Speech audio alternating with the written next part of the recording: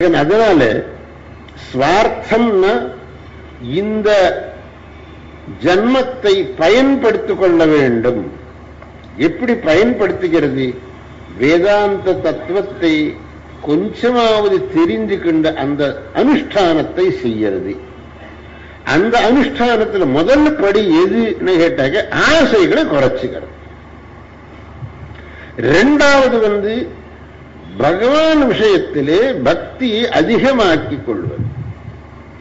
ஏன்னு கேட்டாக்க நம்முடைய எந்த விதமான ஒரு அபிவிருத்தி லௌகிகமாகவே ஆகட்டும் பாரமார்த்திகமாகவே ஆகட்டும், நாம் ஒரு அடி முன்னுக்கு போனோமானாக்கே அது ஈஸ்வர கிருபை இருந்தா தான் முடியும். அந்த நம்பிக்கை வேணும். லௌகிகமாகவே ஆகட்டும் பரமார்த்திகமாகவே ஆகட்டும், அந்த ஈஸ்வர கிருபை இல்லை என்னால் நாம் எதிலையும் முன்னுக்கு போக முடியாது. வெறும் என்னுடைய சாமர்த்தியத்தினாலேயே நான் முன்னுக்கு போவேன் அப்படின்னு நினைக்கிறது ரொம்ப அவிவேகம். ஈஸ்வர கிருபை இல்லாட்டி நீ ஒன்னும் பண்ண முடியாது. ரகுவம்சத்தில் திலீப மகாராஜா அந்த வசிஷ்ட மகர்ஷியுடைய உத்தரவின் பேரில் அந்த நந்தினி தேனுவுக்கு அந்த பசுமாடு, அந்த பசுமாட்டுக்கு சேவை செய் அப்படின்னு வசிஷ்ட மகர்ஷி உத்தரவு பேரில் அவர் சேவை செய்ய போனார். தினமும் அந்த பசுமாட்டு சேவை பண்ணிட்டு இருந்தார். அவர் பெரிய மகா வீராதி வீரன், மகாசூரன். ஒரு நாள் அந்த பசுமாட்டு மேல ஒரு சிங்கம் வந்து உட்கார்ந்துடுது. உடனே இவர் தன்னுடைய பானம் எடுக்க போனார். கை அப்படியே நின்று எடுக்க வரவே, கையை எடுக்க வரல. இந்த பானத்தை எப்படி எடுக்கிறது? கையை எடுக்க வரலை. அந்த அங்க இருந்து பானம் எடுக்க போனா அந்த கை அப்படியே நின்று ரொம்ப கோபம் வந்துடுத்து இருக்கும். கோபம் வந்து பாஹு பிரதிஷ்டம்ப விவருத்த மன்யு, கோபம் வந்துடுத்து.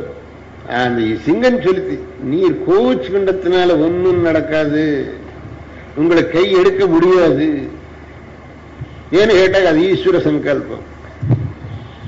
அப்பேற்பட்ட வீராதி வீரனுக்கு அந்த கை கூட எடுக்க முடியலன்னு கேட்டாச்சு. அப்போ அவருடைய பராக்கிரமம் என்னத்துக்கு வந்தது? இப்போ ஈஸ்வர கிருபை இல்லைன்னு கேட்டாக்க அவ்வளவு பராக்கிரமும் வீணாயிடுச்சு. ஈஸ்வர கிருபை இருந்தால் அவன் என்ன வேணுமானாலும் சாதிக்க முடியும். அதனால நாம் எந்த சமயத்திலையும் கூட ஈஸ்வரனை மறக்கக்கூடாது.